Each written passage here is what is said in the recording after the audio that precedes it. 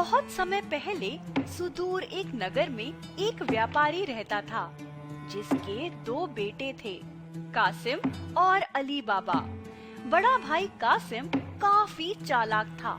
उसने एक धनवान औरत से शादी की और अली बाबा को घर से बाहर निकाल दिया। गरीब अली बाबा के पास एक लकड़हारे की जिंदगी बिताने के सिवाय और कोई चारा नहीं था। मैं सुबह से ये लकड़ियाँ काट रहा हूँ और अब मैं थक चुका हूँ।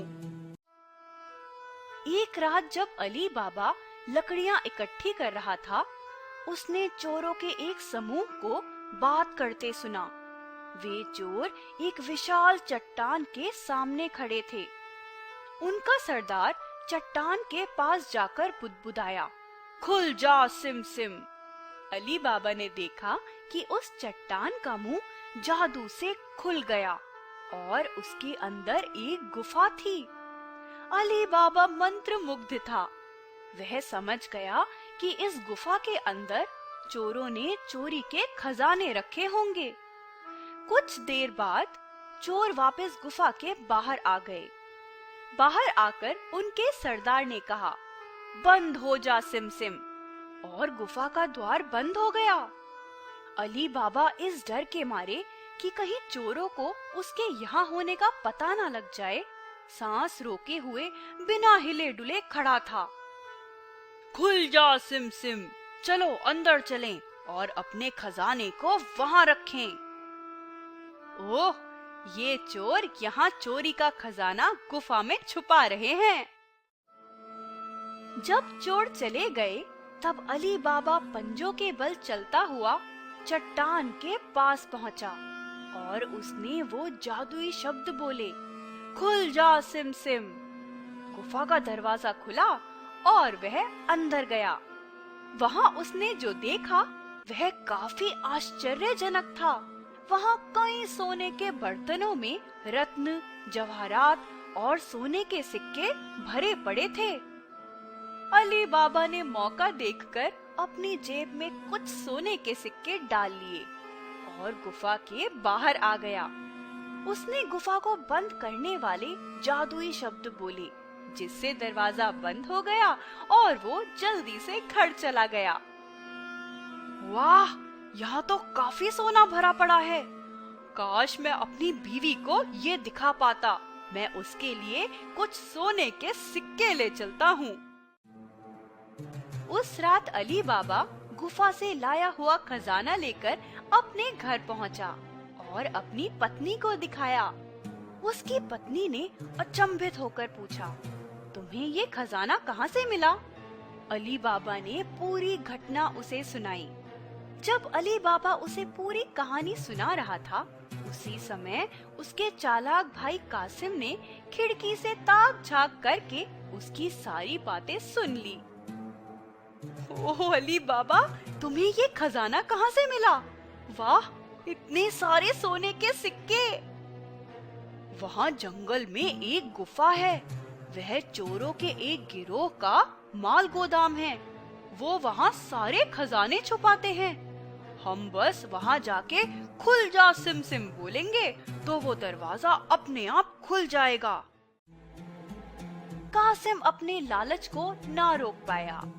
अगली रात वह जंगल में गया और उसे गुफा मिल गई। उसने अपने भाई से सुने वो जादुई शब्द कहे और दरवाजा खुल गया।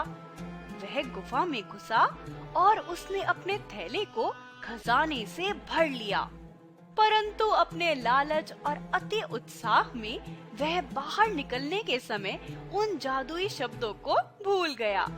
वह अंदर फंस गया। उसी समय चोर वापस आ गए।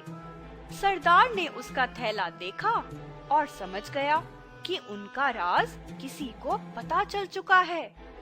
उसने अपने आदमियों से उसे सजा देने को कहा। ये एक खजाने की खोज जैसा है। मैं हर रात आऊंगा और यहाँ से खजाना चुरा कर ले जाऊंगा। मैं और अमीर हो जाऊंगा। ओह, मैं यहाँ से बाहर कैसे निकलूं? मैं वो शब्द भूल गया। ओह नहीं, मैं अंदर फंस गया हूँ। कासिम के वापस ना लौटने पर उसकी बीवी चिंतित हो उठी।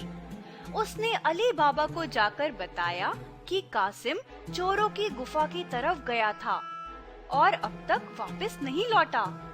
अली बाबा भयभीत हो गया। वह तुरंत अपने भाई की खोज में निकल पड़ा और उसे गुफा के अंदर मृत पाया। अली बाबा तुरंत समझ गया कि चोरों ने उसके भाई को पकड़ लिया होगा और उसे सजा दी होगी। कासिम, ओह मेरे भाई, ये क्या हो गया तुम्हें? अली बाबा कासिम के शरीर को चुपचाप लेकर अपने घर आ गया। उसने अपनी बुद्धिमान दासी मर्जीना को यह काम सौंपा कि सबको ऐसा यकीन हो कि कासिम की मौत स्वाभाविक है। विश्वास पात्र मर्जीना ने अपने मालिक की आज्ञा का पालन किया।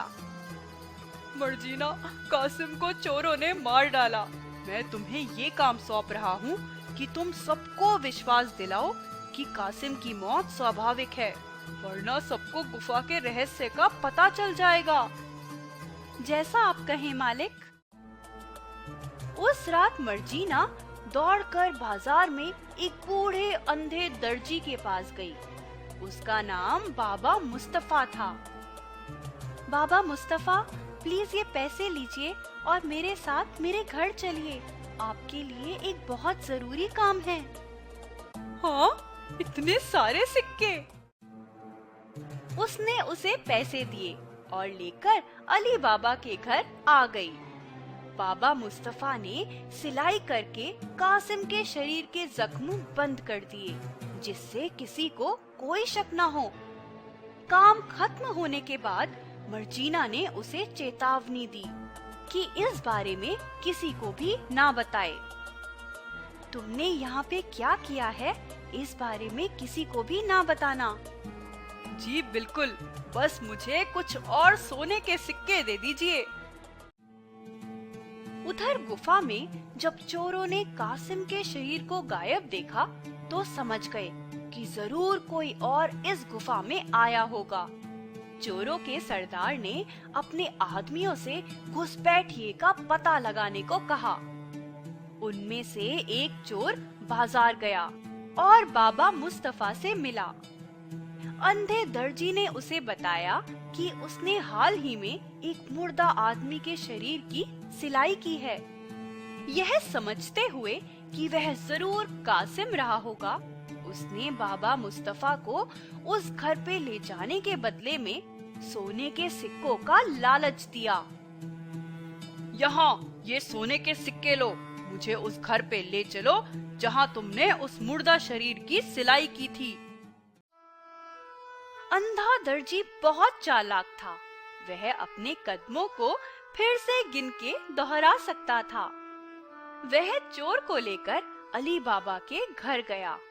चोर ने अली बाबा के घर पर एक क्रॉस का निशान बना दिया ताकि जब वह अपने साथियों के साथ वापस आए तो घर को आसानी से पहचान सके। यहाँ से 10 कदम दूर पर एक घर है।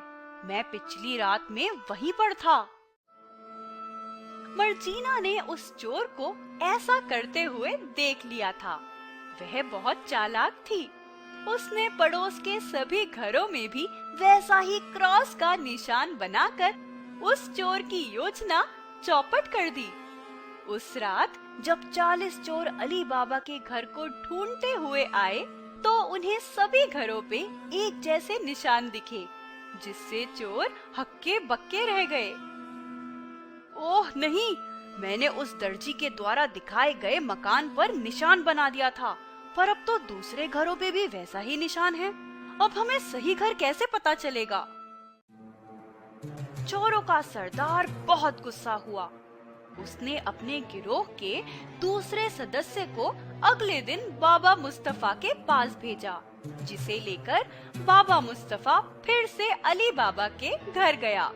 चोर ने घर के सामने निशान के तौर पर एक पत्थर के टुकड़े डाल दिए।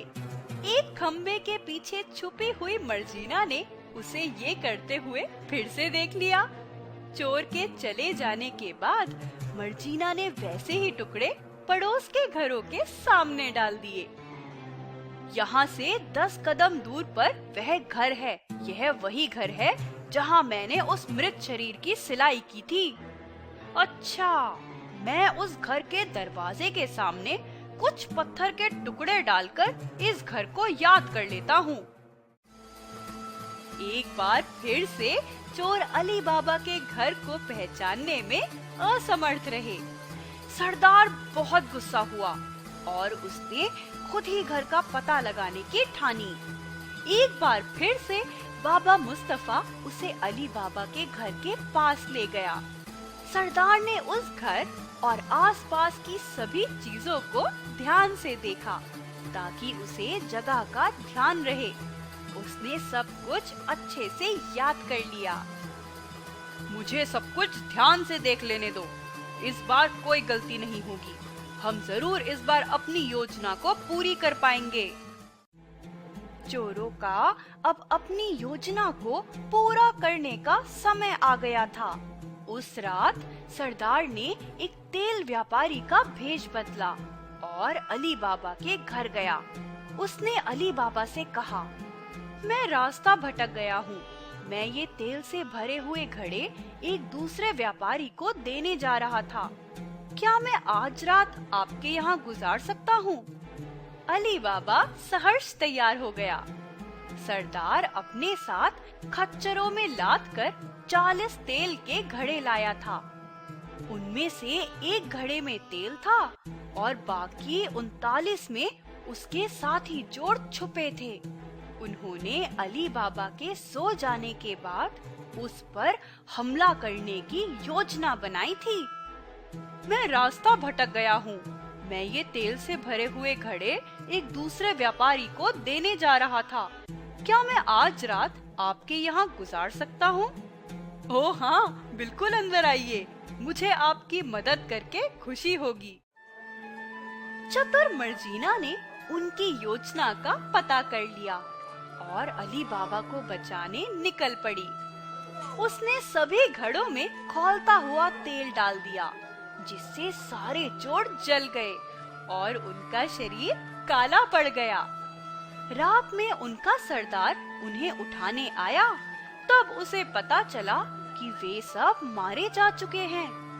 सरदार डरकर शहर छोड़कर भाग गया। ओह नहीं, ये मेरे आदमियों को क्या हुआ? सब जलकर काले पड़ चुके हैं। किसी ने इनके ऊपर खौलता हुआ तेल डाल दिया है। मुझे अब भाग जाना चाहिए, वरना कहीं मैं भी पकड़कर ना मार दिया जाऊं। अगली सुबह मर्जीना ने अली बाबा को पूरी बात बताई कि किस तरह उन चोरों ने उसे नुकसान पहुंचाने की योजना बनाई थी और किस तरह उसने उनकी योजना बिगाड़ दी। अली बाबा ये सुनकर स्तब्ध रह गया। वह मर्जीना की वफादारी से इतना खुश हुआ कि उसने उसे अपनी गुलामी से आजाद कर दिया। मालिक, आपके घर में कल रात में 40 चोर रुके थे। वे तेल के घड़ों में छुपे थे। वो आपको मारना चाहते थे। मैंने उनके ऊपर खौलता हुआ तेल डाल दिया। धन्यवाद मर्जीना, मैं तुम्हारी वफादारी से काफी प्रभावित हूँ। अब तुम्हें अपनी आजादी मिलेगी।